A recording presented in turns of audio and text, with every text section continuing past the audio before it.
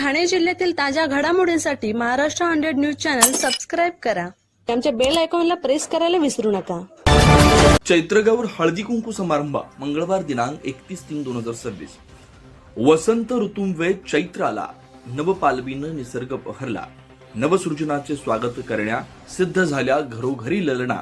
करुणी समारंभ हळदी कुंकवाचा, पूजन सोहळा चैत्रगौरीचा. अशा या चैत्र पालवीनं बहरलेल्या वसंत ऋतूचं स्वागत करण्यासाठी बदलापूरवासी गोवर्धन ब्राह्मण समाज लेकी सुना समूहाने हळदी कुंकू समारंभाचं आयोजन मंगळवारी 31/3/2026 रोजी करण्याचं योजलं. गौरीची आरास, आंबेडाळ, कैरी, पन्हे, खिरापत, वाण इत्यादी पदार्थ, चैत्रगौरीचे हळदी कुंकू पदार्थ, सुवासिनीनं वाण इत्यादी पूर्वतयारी 2-3 दिवस आधीपासून सुरू झाली.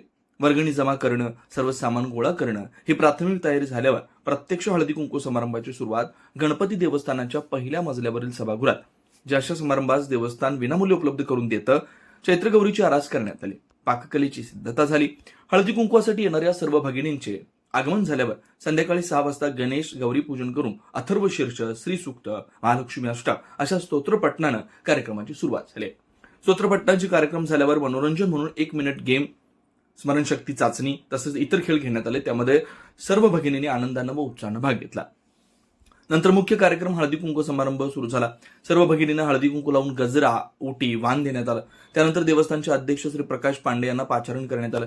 त्यांनी सर्व भगिनींशी संवाद साधला. समाजातील सर्व महिलांनी एकत्र येऊन असे सण समारंभ साजरे करावेत, जेणेकरून सर्वजण एकमेकांच्या संपर्कात राहतील, जे आजकालच्या धावपळीच्या जीवनात दुरापास्त झालाय. अशा एकत्र येण्यामुळे समाज एकसंध राहून एकमेकांची सुखदुःख, समाजातील घडामोडी कळत राहतील, असं प्रतिपादन केलं.